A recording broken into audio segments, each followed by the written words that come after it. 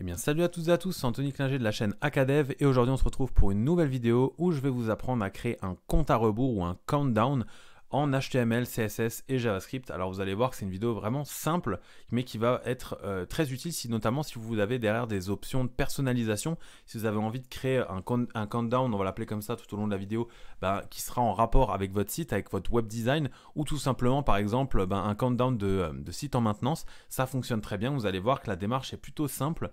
On va allier un peu tout ce qu'on a vu déjà au cours de cette chaîne, notamment on va dire dans la partie JavaScript. Vous allez voir qu'il n'y a pas beaucoup de code finalement pour faire ça, mais c'est vraiment quelque chose qui va ressortir vraiment propre avec un minimum de code et un HTML, CSS personnalisable. Alors pour commencer, qu'est-ce qu'on va faire? Alors moi j'ai un éditeur de code, donc VS Code avec un index HTML et un style.css relié où j'ai juste initialisé des marges. Et donc ici j'ai juste mon body qui est ouvert avec une fonte qui est appelée, ici c'est la fonte Material Icon, donc pour l'instant elle ne nous sert pas à grand chose, et là la fonte Inter plutôt. Je vais d'ailleurs l'utiliser tout de suite sur mon body, je vais marquer fonte family Inter, virgule, sans serif. Comme ça, en fait, notre countdown aura déjà une petite fonte family. Alors n'hésitez pas à aller ajouter des Google Fonts ou aller voir la vidéo que j'ai faite sur la chaîne pour ajouter des Google Fonts. Alors, maintenant on va passer tout de suite au développement. Qu'est-ce qu'on va faire dans un premier temps? On va créer une div et on va lui donner un ID, on va l'appeler countdown par exemple. Ok, c'est là-dedans que va en fait apparaître notre countdown de départ. Et là, on aura quasi terminé déjà le countdown, on va dire d'un point de vue HTML. C'est-à-dire que dans l'HTML, on n'aura quasi plus rien à mettre. On va développer tout de suite en JavaScript. Première chose à faire, ça va être de créer, si vous voulez, une variable. Donc on fait let countdown date est égal. Et là, on va déclarer un nouvel objet date en JavaScript. Alors dans l'idéal, mettez une date qui n'est pas trop loin, comme ça vous avez des jours, des minutes, des heures et des secondes, etc. un peu de partout. Donc pour ça, vous allez utiliser un format comme vous le voulez. Alors moi, je vais utiliser celui-là par exemple. On va mettre, là, au moment où je tourne cette vidéo, on est fin mai quasiment. Donc on va mettre le 1er juin, enfin on est mi-mai plutôt, on va mettre le 1er juin. Genre je vais faire June 1, ou ouais, je crois que c'est ça en français, hein. On va voir. Juin 1, 2023. Et là, on va mettre par exemple à 10h. Et on va faire .get time. Une fois qu'on a fait ça, on va déjà faire notre premier console.log de notre countDate, histoire de voir que la date dans le format que je l'ai mis fonctionne bien. On récupère bien un timestamp, donc c'est que ça fonctionne bien. Ok, donc ça va être la date d'initialisation. Maintenant, on va faire une nouvelle variable, let, on va l'appeler x, et en fait, cette variable x, elle va nous permettre de créer une set intervalle. C'est une fonction que ça, je vous ai déjà également montré dans une autre vidéo, le set intervalle, mais qu'on va utiliser maintenant. Voilà. Et ici, on va tout de suite venir placer un deuxième argument de cette fonction. Donc, dans cette fonction, qu'est-ce qu'on a mis? On a déclaré un intervalle donc, à temps régulier qui sera d'1 seconde. C'est-à-dire que toutes les secondes, on va venir rafraîchir cette variable. Ok, maintenant, qu'est-ce qu'on va faire? On va créer une nouvelle variable now qui représente en fait la date au moment t, c'est-à-dire maintenant, et on va demander un getTime de cette date. Vous sentez la chose venir, je pense, c'est qu'en fait on va faire une comparaison entre la distance entre maintenant, enfin plutôt entre la date qu'on choisit et maintenant. Donc pour ça, on va créer une nouvelle let, voilà, let distance, qui va nous permettre de calculer la distance entre, comme je l'ai dit, countdown date et now. Donc pour ça, on fait countdown date moins now. Et là, normalement, si vous n'avez aucun problème, vous faites un console.log distance. Voilà, je rafraîchis, je regarde ma console. Et là, normalement, on va avoir des timestamps, enfin des différences un peu réduites au fur et à mesure. Ok, je vais tout de suite enlever ce console.log et arrêter ce fichier comme ceci. Ok. Une fois qu'on a fait notre distance, et maintenant on va devoir déclarer des nouvelles variables qui vont nous permettre de récupérer à chaque fois le nombre de jours, le nombre d'heures, le nombre de minutes et le nombre de secondes qui restent jusqu'à que le countdown soit terminé. Pour ça, on va faire un let days égale mat.floor, voilà, qui va nous permettre d'arrondir. Distance divisé.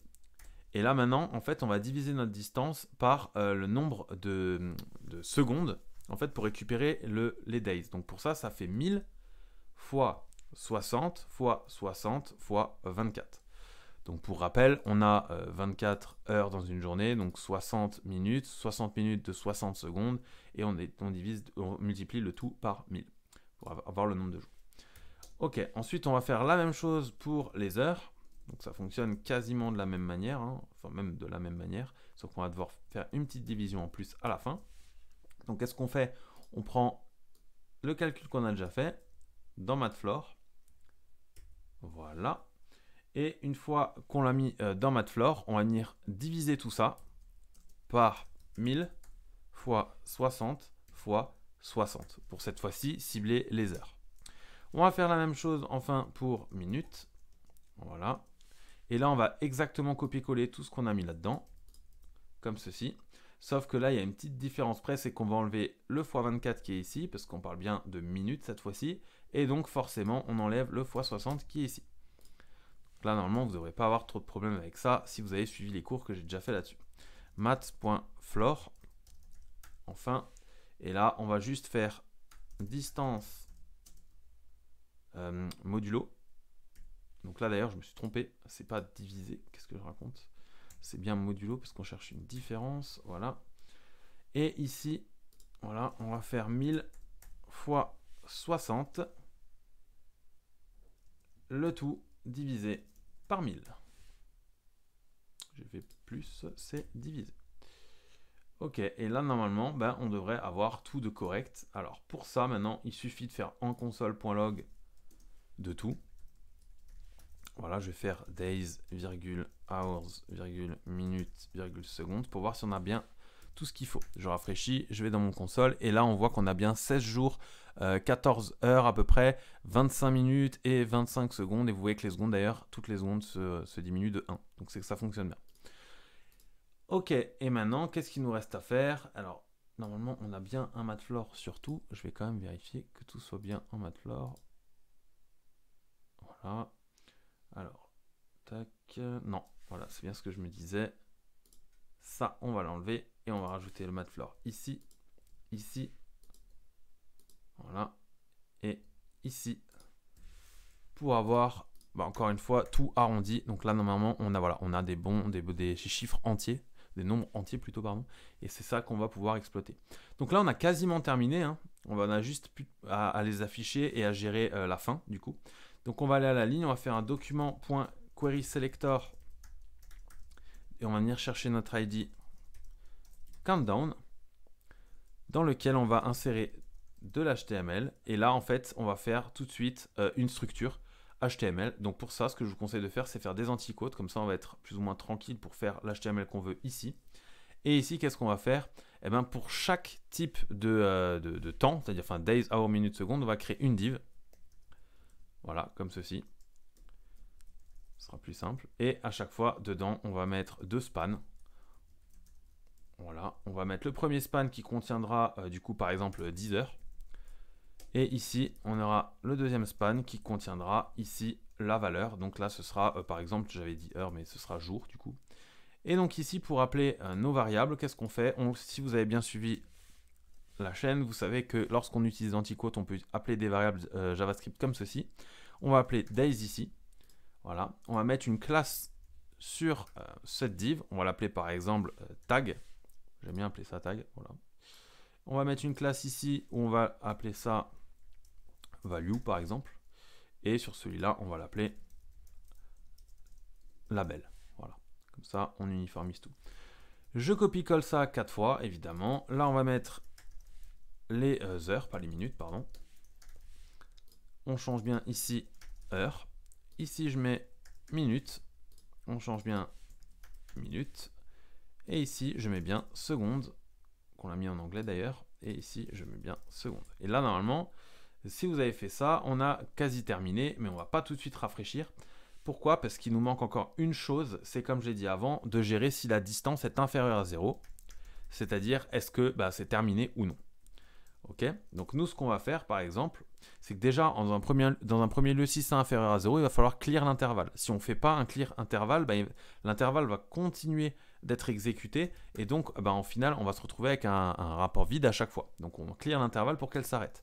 Ensuite, on va faire un document.querySelector de notre countdown, par exemple, et on va afficher dans la linéaire HTML un message, par exemple, dans un span. Hop, voilà. Et on va marquer terminé. Ok, maintenant normalement si je rafraîchis, ici vous voyez qu'on a bien notre countdown. Alors effectivement il y a 0 style pour l'instant, mais vous allez voir on va styliser ça pardon vite fait tout ça. Donc pour ça on va mettre déjà du CSS sur notre countdown. Moi je vais bien faire un petit display flex comme ceci avec un align items center. On va mettre aussi un justify content center, comme ça tout vient se centrer. Voilà, ici. On va mettre également un petit gap de, je sais pas, 10 pixels. Voilà. Et maintenant, on va venir styliser nos divs. Rappelez-vous, on les avait appelés tags. Donc pour ça, on va mettre un width, par exemple, de, je sais pas, on va mettre 100 pixels pour chacun. Une hauteur, on va pas mettre d'auteur, on va mettre du padding. On va mettre 30 pixels. Voilà. Un border radius de 10 pixels. Un background à black, par exemple. Et un color white. Ce qui devrait déjà nous donner quelque chose de sympa. Voilà. Alors, c'est pas très beau pour l'instant. Mais ce qu'on va faire, c'est que déjà, on va spécifier qu'on aimerait que l'intérieur soit en texte-align center. Voilà. Et maintenant, on va venir ajouter à nos points value un display block avec un font weight plus imposant. Je crois que j'avais importé du font weight 700 au max, donc je vais mettre du 700. Et une font size, par exemple, à 30 pixels. On va voir ce que ça donne. Voilà, là on a à peu près un countdown tranquillement qui vient s'afficher comme ceci. On va faire point label également. On va mettre tout ça en uppercase. Donc là encore une fois, je fais un petit style, mais vous pouvez faire ce que vous voulez derrière. Hein. Vous avez compris que c'est assez simple maintenant du coup. Je vais mettre un font size 14 pixels.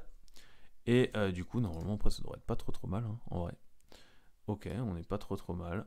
Maintenant, voilà, ce que je vais faire, c'est que je vais du coup mettre un, oui, 100%, non, un display flex sur mon body pour le centrer en fait. Voilà. Et là, un Justify Content Center. Et là, normalement, notre countdown sera au milieu de notre page. Pas encore. Alors, comment ça se fait? J'ai pas fixé ma hauteur, évidemment, à 100 VH. Donc voilà comment faire un countdown en fait qui vient se mettre automatiquement après au milieu de votre page, on va dire. Donc là, ce qu'on pourrait faire également, c'est lui dire un temps qui est... Donc là, je vais par exemple mettre... Alors, au moment où je tourne cette vidéo, on est le 15 2023 et il est 19h40. Donc ce que je vais faire, c'est que je vais mettre 19h41 par exemple. Voilà. Et là, non, il ne devrait pas rester beaucoup de temps. Vous voyez, il reste 28 secondes. Et du coup, vous allez voir qu'à la fin, ça va nous enlever tout ce qu'il y a à l'intérieur et ça va nous mettre notre fameux terminé. Alors évidemment, il faudra styliser ce terminé pour pas qu'il y ait un vieux span qui vienne se mettre à la place de notre countdown, qui est plutôt stylé pour l'instant. Bon, même si vous voyez qu'on allait très vite sur le style et on a quand même réussi à avoir quelque chose de sympa. Donc voilà, on va attendre encore les 8 secondes, histoire que ça nous montre un peu tout ça. Donc voilà, on attend.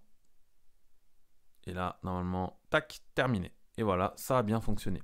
Alors, vous voyez également que là, au départ de notre page, on n'a rien.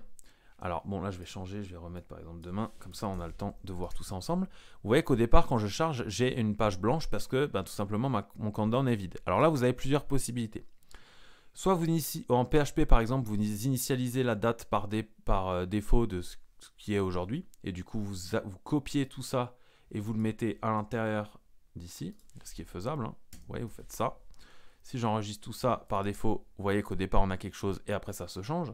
Ou alors, ici, vous pouvez mettre très bien des traits à la place, histoire d'avoir autre chose que du vide quand même, parce que sinon, ça risque le problème de bouger le style de votre page générale si vous n'avez rien au départ. Voilà, donc soit avoir des traits, soit avoir des petits refresh, soit avoir tout simplement un message de départ ici, qui dit, par exemple, on va mettre un span, très simple, voilà, et on va marquer chargement du countdown. Oula. Voilà, et une fois qu'il est chargé, en fait, le countdown s'affiche. Alors moi, ce que je vous conseille de faire, c'est l'avant-dernière méthode, c'est-à-dire de copier tout ça là-dedans, de mettre des traits, par exemple, ou alors un chargement, ou alors appeler directement la date du jour en PHP, tout simplement parce que ça vous permettra derrière de ne pas faire bouger tout le style de votre page lorsque les divs vont apparaître. Voilà. Donc j'espère que cette vidéo vous a plu. Si vous avez des suggestions, des améliorations ou des conseils à donner aux autres, n'hésitez pas à les mettre en commentaire. Laissez un pouce bleu sur cette vidéo si cette vidéo vous a plu et abonnez-vous à la chaîne. C'était Anthony Klinger de la chaîne Acadev. On se dit ciao tout le monde.